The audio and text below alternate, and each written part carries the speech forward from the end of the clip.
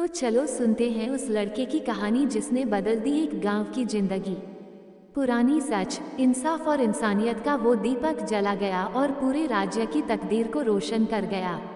साथियों, आज की कहानी है एक ऐसे लड़के की जिसने अपनी सूझबूझ से न सिर्फ अपनी और अपने परिवार की जिंदगी संभाली, बल्कि पूरे राज्य और राजा की किस्मत बदल कर रख दी। नमस्कार दोस्तों, आप सबका वेद ज्ञान 02 चैनल में दिल से स्वागत है। दोस्तों, हमारे चैनल पर पहली बार आए हैं तो चैनल को सब्सक्राइब करें और घंटी को जरूर दबाएं ताकि जब भी वीडियो डाले तो सबसे पहले आप तक पहुंचे।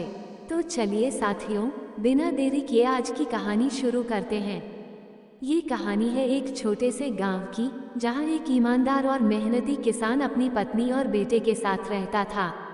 किसान के पास थोड़ी सी जमीन थी जिस पर वह और उसका बेटा आरव सुबह से शाम तक मेहनत करते। शाम को थके हारे घर लौटते, जो भी थोड़ा बहुत होता वो खा पीकर भगवान का शुक्रिया करते और सो जाते। जिंदगी सीधी सादी और सुकून भरी चल रही थी। एक दिन की बात है, किसान का बेटा आरव खेत से आकर जैसे ही आंगन में खाना खाने बैठा, तभी एक बेहद खूबसूरत पक्षी आकर उसके सामने बैठ गया। वो पक्षी इतना प्यारा था कि आरव की नज़र उस पर टिक गई। उसने अपनी रोटी के छोटे छोटे टुकड़े करके उस परिंदे के सामने रख दिए। परिंदा झट से टुकड़े खाने लगा जैसे वह बहुत भूखा हो। उसने सारी रोटी खा ली तो आरव ने एक प्याले में उसके लिए पानी भी रख दिया। परिंदा पानी पीकर अपने पंख फड़फड़ाने लगा, जैसे कह रहा हो, धन्यवाद दोस्त। परिंदे को खुश देखकर आरव के चेहरे पर भी मुस्कान आ गई। थोड़ी देर बाद परिंदा उड़ गया और आरव खेत जाने के लिए अपने बाबा के साथ तैयार होने लगा। तभी उसकी माँ ने प्यार से डांटते हुए पूछा, बेटा, तुमने अपनी पूरी रोटी उस परिंदे को खिला दी, अब बिना कुछ खाए खेत में काम कैसे करोगे? आरव मुस्कुराया और बोला, माँ, वो परिंदा बहुत भूखा लग रहा था, ऐसे देख रहा था जैसे मुझसे कुछ मांग रहा हो। मुझसे रहा नहीं गया, इसलिए मैंने अपनी रोटी उसे दे दी। मैं तो एक दिन भूखा रह लूँगा माँ, लेकिन वो छोटा सा परिंदा भूखा कैसे रहता? माँ ने प्यार से उसके सिर पर हाथ रखते हुए कहा, बेटा, तू बहुत ही रहमदिल है, भगवान तुझे इसका फल जरूर देगा, नेकी कभी बेकार नहीं जाती। लेकिन आरव ने हंसते हुए जवाब दिया, माँ, मैंने परिंदे को रोटी इसलिए नहीं दी कि बदले में कुछ पाऊँ। मैंने तो सिर्फ इसलिए दी क्योंकि वह भूखा था। जो नेकी किसी लालच में की जाए उसका क्या मतलब? माँ ने सिर हिलाया और कहा, बिल्कुल सही कहा बेटा, इंसान को नेकी करके भूल जाना चाहिए। इतना कहकर आरव अपने बाबा के साथ खेत की ओर चल पड़ा। पूरा दिन खेत में काम करने के बाद जब शाम को घर लौटा तो माँ ने उसके लिए मीठी रोटियां बना रखी थीं। वह मीठी रोटियां खाते हुए आरव को फिर से उस परिंदे की याद आ गई। उसने एक रोटी उठाकर अलग रख दी। माँ ने पूछा, बेटा, ये रोटी क्यों नहीं खा रहे? आरव ने कहा, माँ, सुबह जब वह परिंदा फिर आएगा तो मैं उसे ये रोटी खिला दूंगा। वह मीठी रोटी खाकर बहुत खुश होगा। माँ हंसते हुए बोली, बेटा, अब वो परिंदा कहाँ आएगा? न जाने किस जंगल से भटक कर आया था, अब रोज रोज थोड़ी आएगा। आरव बोला, माँ, मुझे लगता है कि वो जरूर आएगा। मेरा दिल कहता है कि वह फिर लौटेगा। रात को सोने से पहले आरव ने आसमान की ओर देखा और आंखें बंद करके ईश्वर से प्रार्थना करने लगा, हे भगवान, कल सुबह मेरा प्यारा परिंदा फिर भेज देना, वो मुझे बहुत अच्छा लगता है। दूसरे दिन सुबह सुबह ही आरव की आंख खुल गई।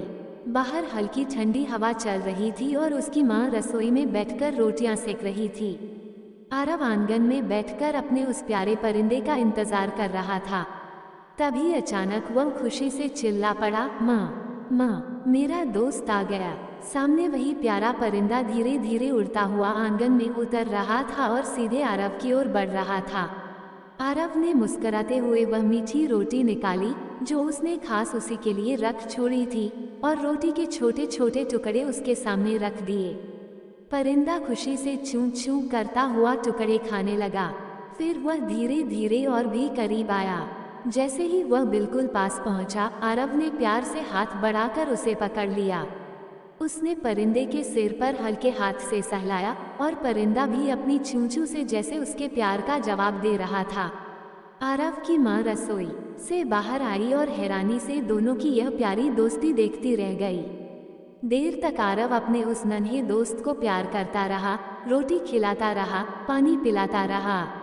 परिंदा उसकी गोद में बैठा रहकर कभी पंख फड़फड़ाता, कभी हल्की आवाज में बोलता जैसे कह रहा हो, धन्यवाद दोस्त। थोड़ी देर बाद आरव ने खुद भी नाश्ता किया और वह परिंदा उसके पास ही बैठा रहा। जब आरव खेत जाने के लिए अपने बाबा के साथ निकलने लगा तो उसने परिंदे को मुस्कुरा कर देखा, जैसे दिल से वादा कर रहा हो, मैं लौटकर जरूर आऊंगा। और यहीं से कहानी रुकती नहीं बल्कि शुरू होती है, क्योंकि वह परिंदा साधारण नहीं था और आरव का दिल भी साधारण नहीं था। आगे क्या हुआ?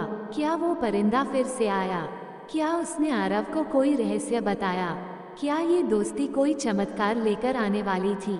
और क्या वाकई यह छोटा सा रिश्ता एक पूरे राज्य की तकदीर बदल देगा? जब आरव खेत की ओर निकल पड़ा, उसका दिल हल्का हल्का मुस्कुरा रहा था, जैसे उसने कोई अमूल्य चीज पा ली हो, कोई अनमोल रिश्ता। पर वो नहीं जानता था कि उसका वह नन्हा दोस्त, वह छोटा परिंदा कोई साधारण जीव नहीं था। जड़ी बूटी। तीसरे दिन सुबह आरव फिर आंगन में बैठा अपने दोस्त का इंतजार कर रहा था, पर इस बार परिंदे की आंखों में कुछ और था। वह सीधा आरव के कंधे पर बैठ गया और अपनी चोंच से उसके कान के पास कुछ अजीब सी आवाजें निकालने लगा, जैसे वह कुछ कहना चाहता हो। आरव ने ध्यान से सुना। आवाजें धीमी थीं, पर कुछ जानी पहचानी लगी, जैसे कोई भाषा जो उसने कभी सुनी थी लेकिन समझी नहीं थी। तभी परिंदे ने आंगन में पड़ी मिट्टी में अपनी नुकीली चोंच से एक गोल घेरा बनाया और उसके बीच में एक छोटा सा चिन्ह खींचा। आरव हैरान रह गया। माँ देखो, इसने तो कोई निशान बनाया है। माँ पास आई, देखा, मिट्टी में बना हुआ वो चिन्ह ऐसा था जैसा गांव में कोई नहीं बनाता था। बुजुर्ग कहते थे ये राजघराने की पुरानी भाषा है जो अब सिर्फ शाही पुस्तकालय में पाई जाती है। आरव ने उस परिंदे की आंखों में देखा। वहां अब कोई बाल सुलभ चंचलता नहीं थी, वहां था गंभीर संकेत, जैसे वो कह रहा हो, मुझे यूं ही मत देखो, मैं तुम्हें कुछ दिखाने आया हूँ। झड़ता वृक्ष। उस रात आरव को सपना आया। सपने में वही परिंदा एक विशाल वृक्ष के नीचे बैठा था। उसके चारों ओर पुराने सैनिकों के साए थे जिनके हाथों में तलवारें थीं। परिंदा धीरे धीरे एक गुफा की ओर बढ़ा और एक चट्टान पर चढ़कर बोला, आरव, समय आ गया है। आरव हड़बड़ाकर उठा, पसीना उसके माथे पर था, दिल जोर से धड़क रहा था। उसने फैसला कर लिया, कल सुबह वह परिंदे के पीछे पीछे जाएगा, जहां भी वह ले जाए। और अगली सुबह ठीक वही हुआ। परिंदा उड़ता गया और आरव उसके पीछे दौड़ता रहा। गांव से बाहर, खेतों के पार, जंगल की पगडंडी तक, जहां आम आदमी कभी नहीं जाता, वहां जाकर परिंदा एक पुराने पीपल के नीचे बैठ गया। पीपल के नीचे की जमीन थोड़ी अलग सी दिख रही थी, जैसे कोई दरवाजा जमीन में छुपा हो। आरव ने अपनी उंगलियों से मिट्टी हटानी शुरू की। धीरे धीरे एक लोहे की अंगूठी नजर आई। वह कोई साधारण अंगूठी नहीं थी, वह थी राजमहल की मोहर वाली, जिस पर शेर और सूरज का चिन्ह उकेरा था। परिंदे ने अपनी चोंच से जोर की आवाज निकाली और जमीन थोड़ी हिली। आरव चौंक गया। अचानक जमीन से एक छोटा दरवाजा खुल गया और नीचे उतरती पत्थर की सीढ़ियां नजर आईं। आरव ने मुड़कर देखा। परिंदे ने सिर हिलाया, जैसे कह रहा हो, डर मत, ये तेरा रास्ता है। और वहीं से शुरू होती है आरव की असली यात्रा, एक ऐसे रहस्य की ओर जो सदियों से दबा था, एक ऐसा सच जो शायद किसी ने जाना ही नहीं। आरव ने कांपते हाथों से उस पत्थर की सीढ़ी पर पहला कदम रखा। परिंदे ने उसके कंधे पर हल्के से अपनी चोंच टपकाई, जैसे कह रहा हो, हिम्मत रख, तू अकेला नहीं है। गुफा भीतर से ठंडी और सीली थी, लेकिन हवा में कोई पुराना सुकून था, जैसे सदियों से किसी ने इन दीवारों से कोई वादा किया हो, जैसे ये स्थान उसका ही इंतजार कर रहा था। जैसे ही वह आखिरी सीढ़ी तक पहुंचा, एक हल्की सी नीली रोशनी चारों तरफ फैल गई। दीवारों पर खुदी हुई प्राचीन चित्रकथाएं चमकने लगीं। एक चित्र में एक राजा दिखाई दे रहा था जो अपने सिंहासन से उठकर एक पक्षी को अपने मुकुट में जगह दे रहा था। आरव ने ध्यान से देखा, वो पक्षी हूबहू उसके दोस्त जैसा ही था। ये तो यही है, वो फुसफुसाया। तभी सामने की दीवार पर एक पत्थर हिला और वहां से एक बूढ़ा व्यक्ति बाहर आया।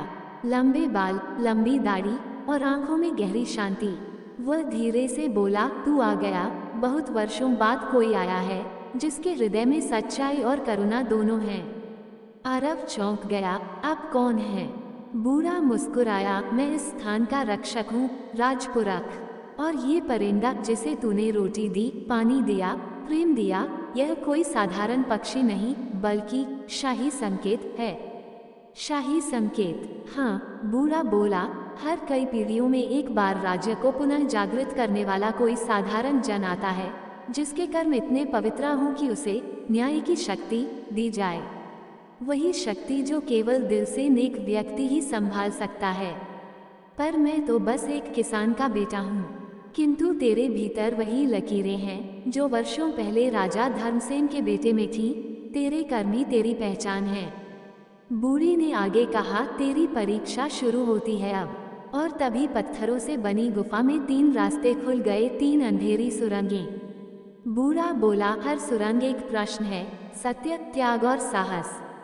जो इन्हें पार करेगा वही आगे का रास्ता पाएगा। तू तैयार है? आरव ने परिंदे की ओर देखा जो उसकी तरफ देखकर चुपचाप सिर हिला रहा था। आरव ने गहरी सांस ली और पहले रास्ते की ओर कदम बढ़ाया। अब कहानी रुकी नहीं है, अब वो चल पड़ी है। पहला रास्ता, जहां आरव को झूठ और लालच से लड़ना होगा। दूसरा रास्ता, जहां उसे किसी ऐसी चीज को त्यागना होगा जिसे वो सबसे अधिक चाहता है। तीसरा रास्ता, जहां उसे अपने जीवन की सबसे बड़ी डरावनी सच्चाई का सामना करना होगा। और अगर वह इन तीनों सुरंगों को पार कर गया तो सामने होगा राज्य का पुराना न्याय दर्पण जो बताएगा कि कौन सच में राजा बनने के योग्य है। आरव ने पहला कदम उस गुफा की सबसे दाईं सुरंग में रखा। सामने एक पत्थर की पट्टी लटकी थी जिस पर लिखा था, जो सत्य के साथ चले वो कभी डरे नहीं, पर जो सत्य को देखे उसका मन कांपेगा जरूर। Small diamond. पहली सुरंग, सत्य की परीक्षा। सुरंग के भीतर घुप अंधेरा था। आरव धीरे धीरे आगे बढ़ा, तभी दीवारें अपने आप चमकने लगीं। उन पर दिखने लगे जीवन के दृश्य, पर ये दृश्य उसके अपने थे। एक बार जब उसने माँ से झूठ बोला था कि उसने खेत की गुड़ाई की, पर वह सो गया था। एक बार जब वह अपने मित्र की किताब छुपा कर हंसा था। एक बार जब उसने बाबा से छिपकर खजूर चुराकर खाए थे।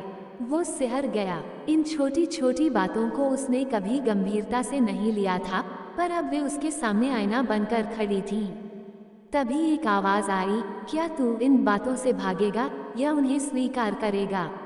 आरव ने कांपते स्वर में कहा, मैंने गलती की थी, मैं मानता हूँ, पर अब मैं सीख चुका हूँ। अचानक दीवार की सारी छवियां मिट गईं और सामने खुल गया अगला द्वार। वो पास से गुजरा। परिंदे की आवाज फिर गूंजी, पहली परीक्षा पार कर ली मित्र, अब दूसरा मोड़ कठिन होगा। Small diamond. दूसरी सुरंग, त्याग की परीक्षा। इस बार सुरंग में फूलों की गंध थी।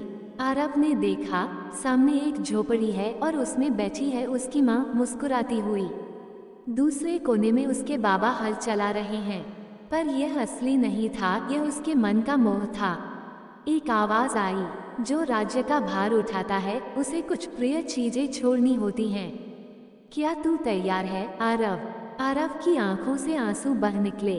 वह माँ के पास जाना चाहता था, पर सामने एक और छवि उभर आई, उसका गांव दुख में डूबा हुआ और राजा के सिपाही गांव वालों से कर वसूलते हुए।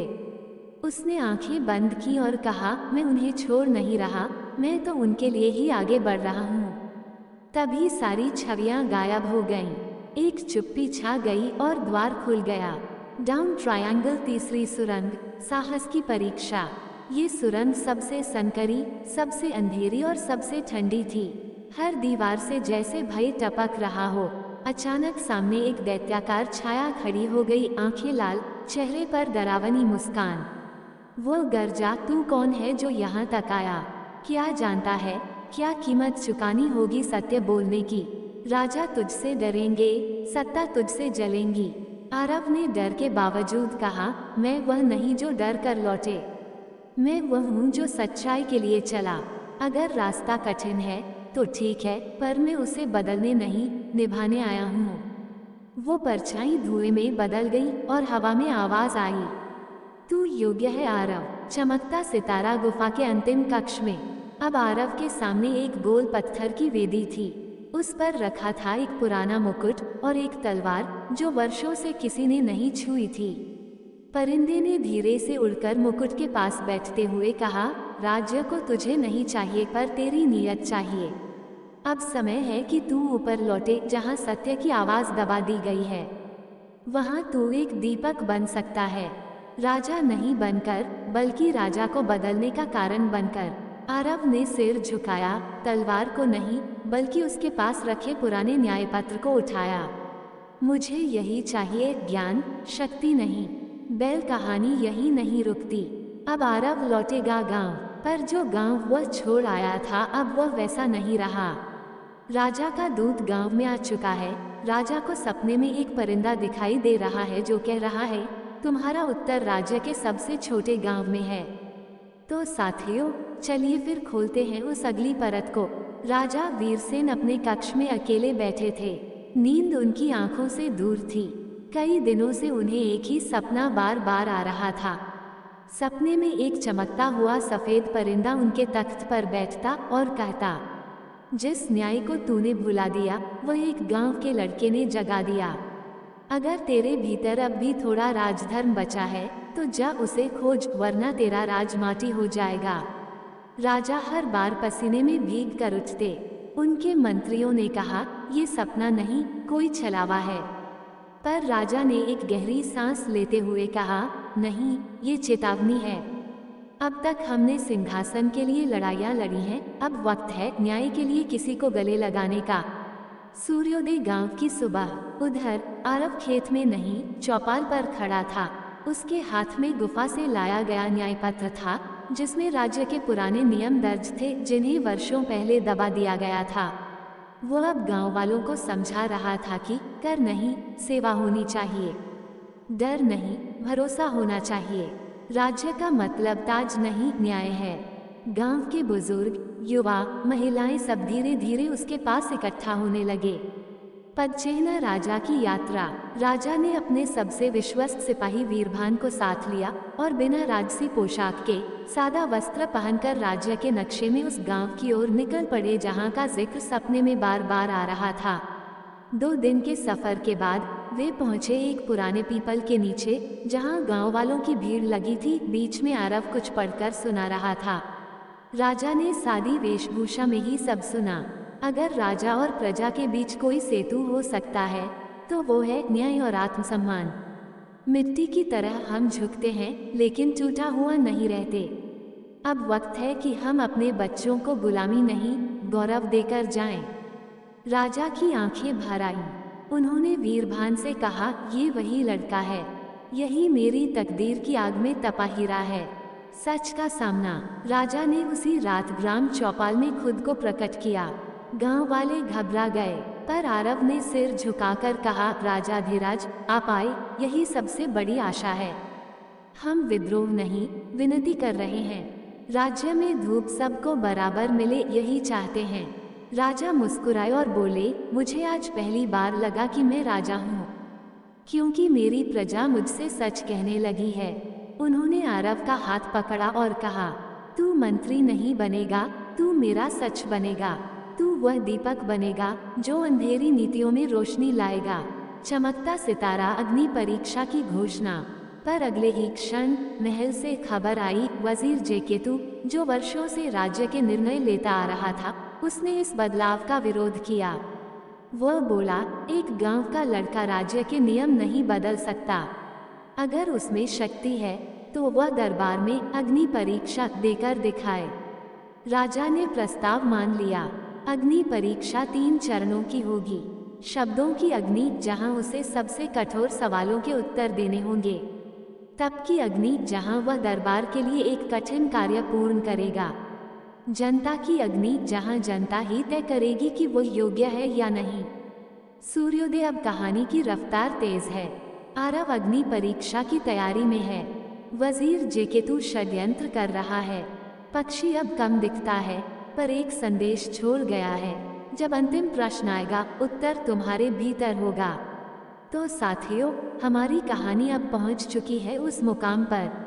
राजमहल के विशाल सभा मंडप में आज भीड़ जमा थी। राजा वीरसेन सिंहासन पर विराजमान थे। दाईं ओर बैठा था वजीर जेकेतु, जिसकी आंखों में चुनौती चमक रही थी। और सामने खड़ा था आरव, एक साधारण किसान पुत्र, जिसके हाथ अब भी मिट्टी से सने थे, पर आंखों में था विश्वास। राजा ने कहा, आज से इस परीक्षा का प्रथम चरण आरंभ होता है, शब्दों की अग्नि। जो उत्तर देगा, वही खुद को न्याय का अधिकारी साबित करेगा। प्रश्नों की वर्षा। जेकेतु खड़ा हुआ, उसके स्वर में घमंड था। प्रश्न 1, अगर एक राजा और किसान दोनों भूखे हों और सिर्फ एक रोटी हो, तो वह किसे मिले?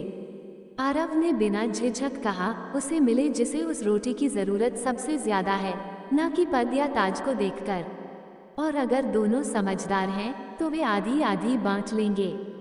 भूख बांटने से कम होती है, पद से नहीं। सभा में सन्नाटा था। राजा की आंखों में चमक आ गई। प्रश्न 2, अगर कानून जनता के हित के विरुद्ध जाए, तो क्या जनता को विद्रोह का हक है?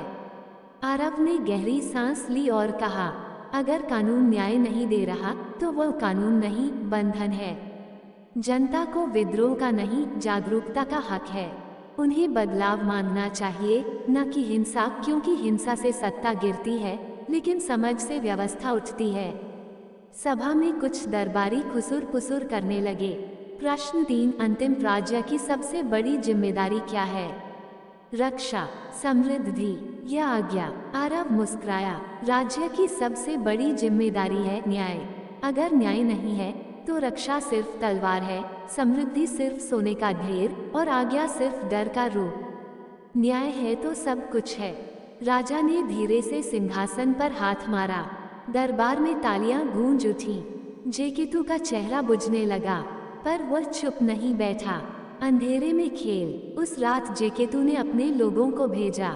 आरव के बारे में अफवाहें फैलने लगी, वह तो परिंदे से जादू सीखता है, गांव का लड़का मंत्रियों को कैसे हरा सकता है। राजा उसे खास बना रहे हैं, तो क्या बाकी हम सब निकम्मे हैं? परिंदे को देखकर भी अब कुछ लोग डरने लगे। आरव को लगा जैसे उसके कंधे पर कोई भारी बोझ लाद दिया गया हो। वह उस रात फिर पीपल के नीचे बैठा। परिंदा लौटा, चुपचाप, बिना चूं चूं किए। वो परिंदा उतरा और आरव की गोद में बैठ गया।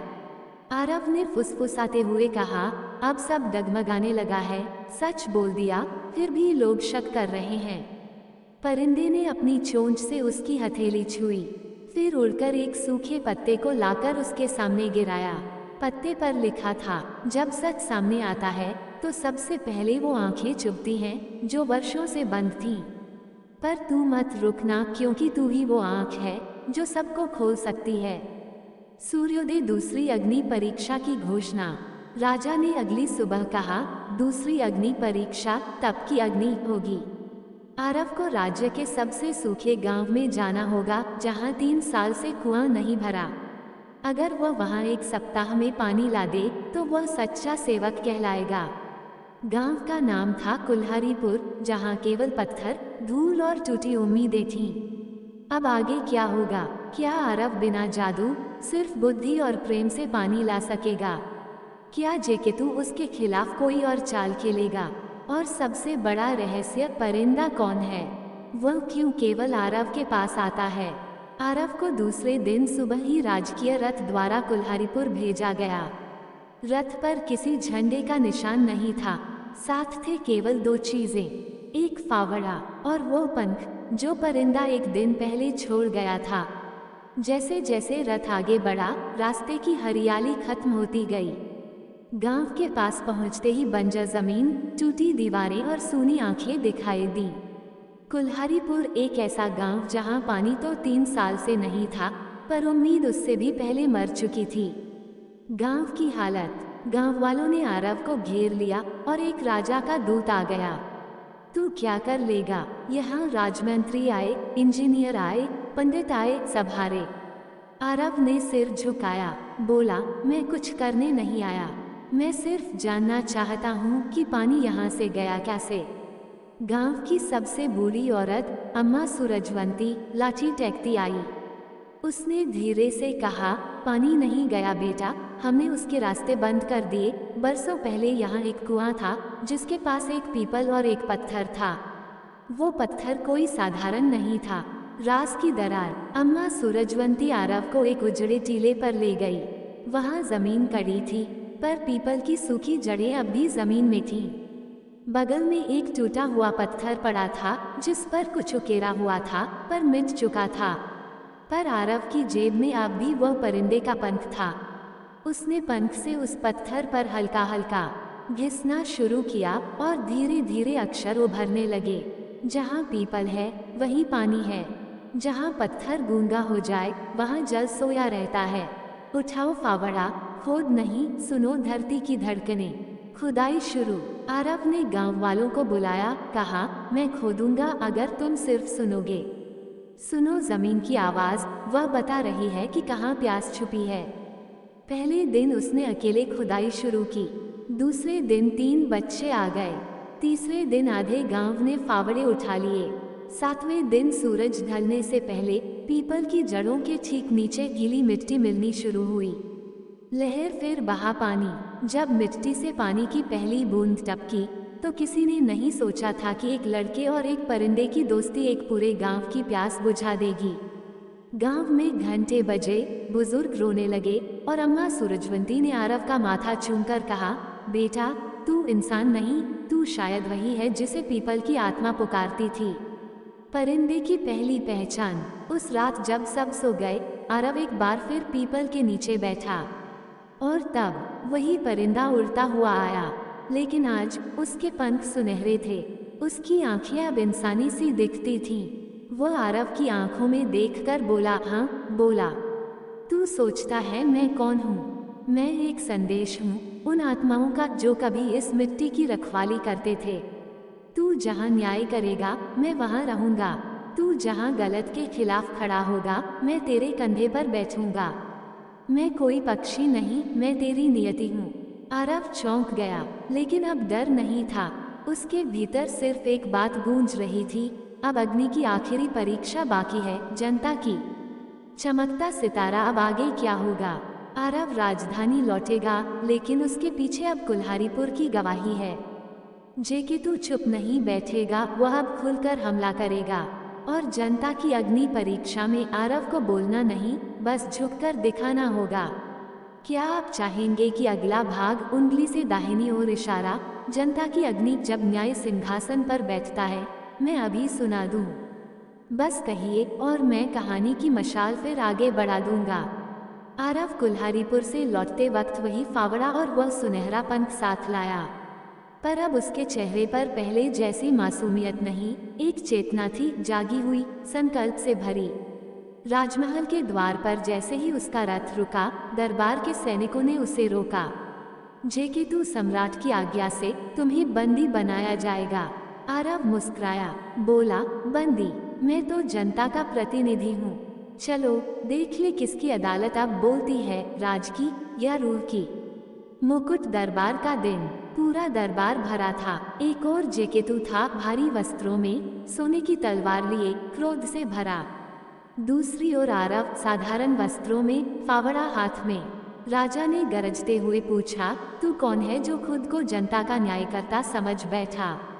आरव ने सिर झुकाया और फावड़ा जमीन पर टिका दिया। फिर बोला, मैं कोई न्यायकर्ता नहीं, केवल एक श्रोता हूँ।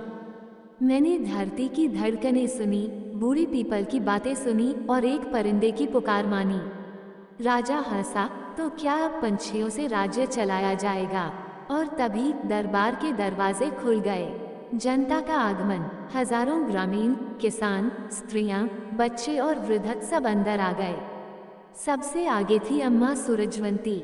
उसने राजा से कहा, हमने राजा बदले, मंत्री बदले, लेकिन हमारे खेतों की प्यास न बदली। पर इस बच्चे ने सिर्फ सुना और हमारी जमीन ने फिर पानी उगला। जेकेतु चुप था। भीड़ में कोई चिल्लाया, न्याय वही है जो झुके, राज नहीं जो अकड़ में बैठे। परिंदा फिर आया और तभी वह सुनहरा परिंदा दरबार की छत से नीचे उतरा। पूरे दरबार में एक अजीब सी शांति छा गई। वह आरव के कंधे पर बैठा। उसकी आवाज गूंजी, जिस राजा के दरबार में जनता को बोलने की जगह नहीं, वहां न्याय कैद है। लेकिन जहां जनता की आवाज से सिंहासन कांपे, वहीं असली शासन है। फायर अग्नि की परीक्षा। राजा जेकेतु ने तलवार निकाली और आरव की ओर लपका, लेकिन उसी क्षण जनता ने दीवार बना दी। कोई झुका नहीं, कोई डरा नहीं। आरव ने कहा, यह मेरी नहीं, हमारी परीक्षा है। न्याय के लिए हमें लड़ना नहीं, खड़ा रहना है। और पहली बार राजा ने तलवार गिरा दी। वह चिल्लाया, मैं राजा रहूं या नहीं, पर इस बच्चे को अब दरबार सौंपता हूँ। न्याय वही है जहाँ परिंदा बैठा हो। मुकुट एक नया युग। आरव सिंहासन पर नहीं बैठा। उसने वह सिंहासन उठवाकर गांव के सबसे बड़े चौपाल में रखवा दिया, जहां हर महीने जनता बैठती, निर्णय लेती। राज नहीं, परामर्श चलेगा। झूठ नहीं, जमीन बोलेगी। स्क्रॉल कहानी का अंत। एक सीख। कुल्हारीपुर की मिट्टी अब भी वैसी ही है, पर अब वहाँ हर बच्चे को सिखाया जाता है, पानी कुएं में नहीं, सवालों में छुपा होता है। और जब तक हम सुनना नहीं सीखेंगे, धरती भी हमें जवाब नहीं देगी। आरव अब भी रथ में घूमता है, उसके पास एक फावड़ा और कंधे पर वही परिंदा होता है। कहते हैं, जब भी कोई अन्याय हो, बस चुपचाप जमीन पर हाथ रखो। अगर धरती